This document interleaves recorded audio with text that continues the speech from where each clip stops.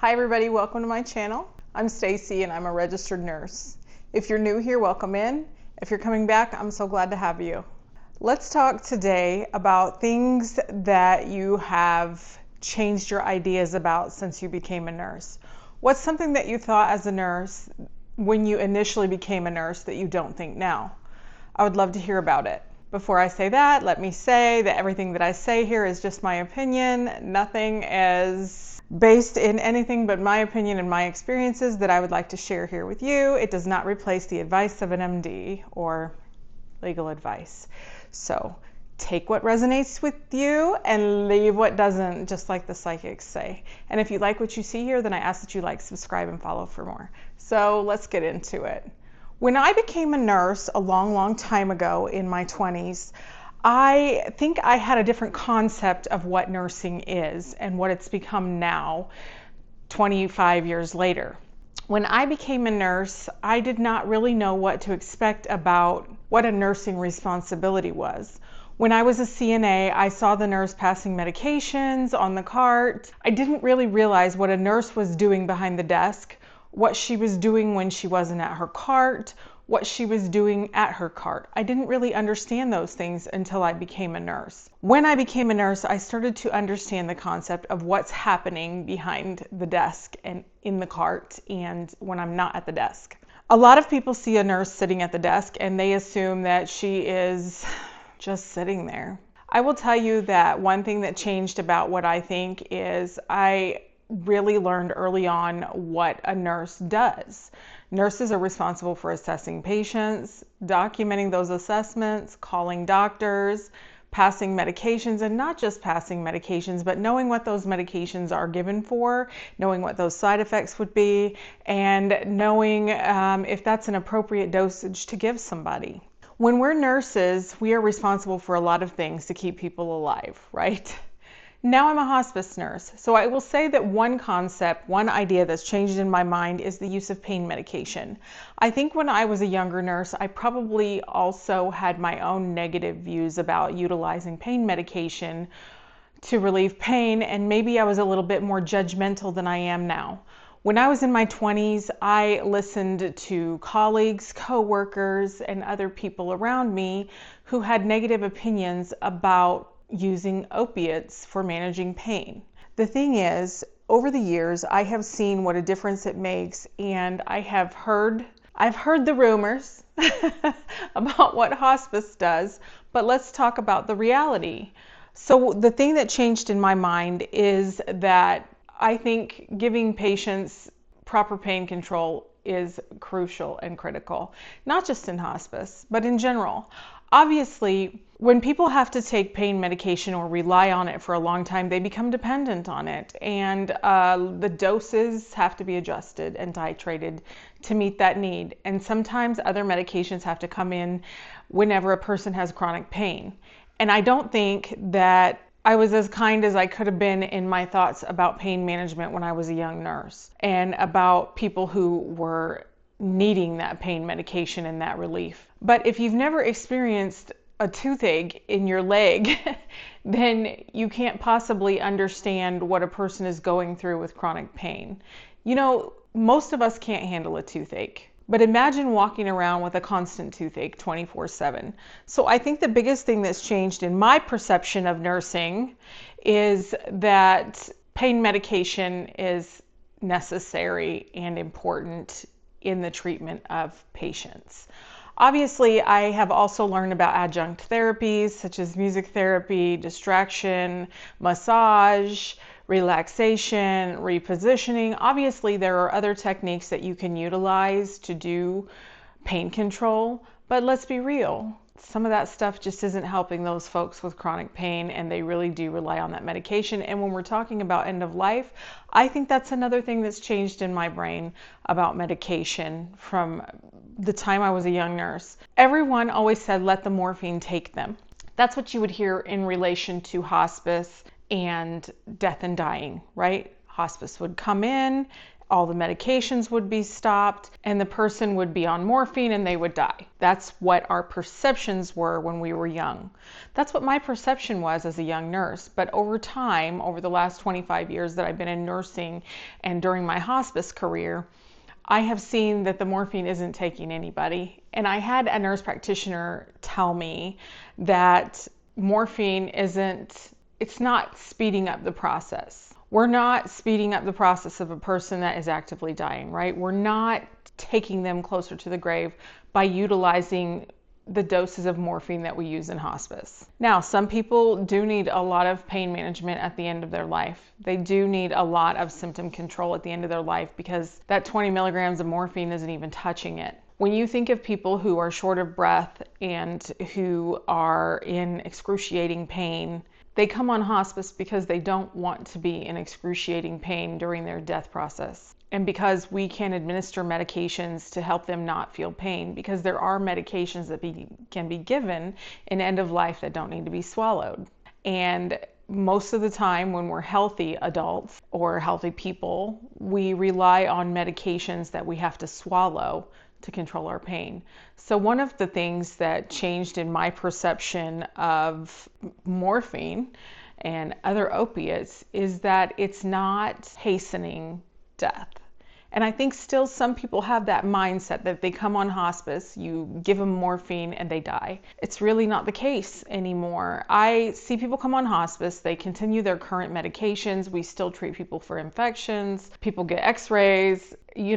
Hospice isn't what it used to be. When I first learned about hospice when I was a young nurse, we used to have hospice nurses come in. When hospice came in 25 years ago when I was a brand new baby nurse, really we would discontinue the medications, we would bring the morphine in, and we would start administering the morphine. And I'm just wondering if it wasn't that we were not getting people on hospice as early as we are getting them on hospice in this day and age, because we are getting people on hospice earlier in their dying and disease process in order to teach them how to manage those symptoms as things progress before they get to that point where they are in crisis and they need extensive management.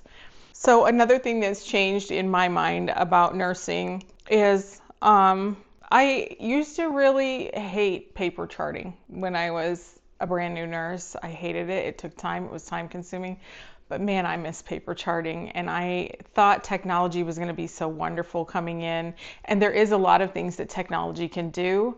But I think one thing that's changed in my mind is that we need to also have a backup plan, because when that technology fails and you need to utilize a different method, people who are coming into nursing just having a background with technology are lost sometimes when they have to go back to the paper way of doing it. So I still think that teaching nurses and health personnel how to document and do things on paper is critical. Because what if there comes a time when we can't use technology? What if technology breaks? Technology is not without fail. It fails sometimes. And sometimes you have to know how to do something. I think people get paralyzed by technology sometimes. So one thing that's changed in my mind is that technology is in fact amazing. However, we still need to have other methods of managing our patients when technology fails, and we need to be aware of that. We can't let our technology failures prevent us from taking care of our patients. I think that that's something that I wish that I would see more is I think that we should, and I know in nursing homes we've had like emergency drills where we print those papers and plan for those emergencies, because when you live in some states, they have tornadoes, floods, hurricanes, natural disasters, where you may be in a situation where you're using paper charting. And you need to know, what is that person's medication? What are their treatments? What is their care plan? You need to have a place to do the documentation that you did the way we did it in the old days. When I became a nurse, we had MARs that were made of paper, and our system, we didn't have color-coded systems to tell us when something was due or late. We flagged our charts. to say this is coming due, this one is a PRN, and you knew when the pages were folded all the way down, you were complete with that person's MAR for the day, right?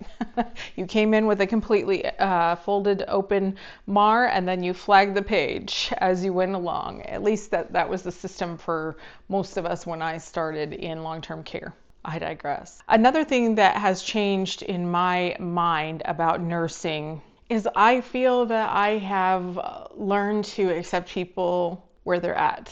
I feel like as a young nurse, I was much more passionate about wanting people to do things the way that I might do them myself, right? We all have a moral compass. We all have ethical ideas, what we consider is ethical, what we consider the way that a person should live. But we cannot project those ideas onto another person. And I think that that's something that's grown over time for me. I feel like we can't walk into a situation and automatically assume that we need to rescue a person. Some people don't want to be rescued. Some people are perfectly happy in the lifestyle that they're living, and we are there to provide a service. We are there to provide help. We are there to provide health care to people who can't get out of their homes to get that health care. When we do home hospice, we are there to provide a service in a patient's home, and sometimes you're going to go into homes and environments that you wouldn't live in yourself. And you can't assume that you need to rescue everyone from those environments. Sometimes if you do start a process to get a person out of that situation, and you should report situations that you feel are negligent or abusive, as nurses, we have an obligation to report things that are harmful to our patients, right? We do have an obligation to report those things. But I think that it's also important to really look at a situation before you assume that the patient is in a dangerous situation, and find other options for that patient, because there are programs out there that can help patients who are rural or living with less money, or they need some assistance that they can't provide for themselves. And in those ways, it's beautiful to be a nurse and have access to information that can help people. So one of the things that I think has really changed over time is my meter of looking at when a person needs to be rescued from a situation. I have learned to come into a situation and look at it without an opinion sometimes. What I want to know is my patient eating?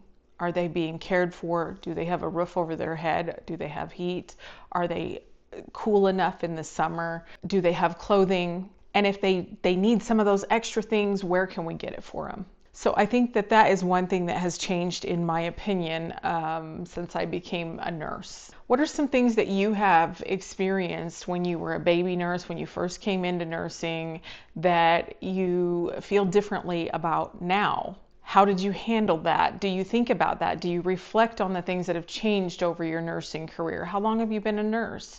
What do you anticipate will be something that changes when you look back 20 years from now? I would love to hear about it, and let's talk about it in the comments. And if you like what you see here, like, subscribe, and follow for more. I thank you so much for watching, and I really hope to see you soon. Bye-bye.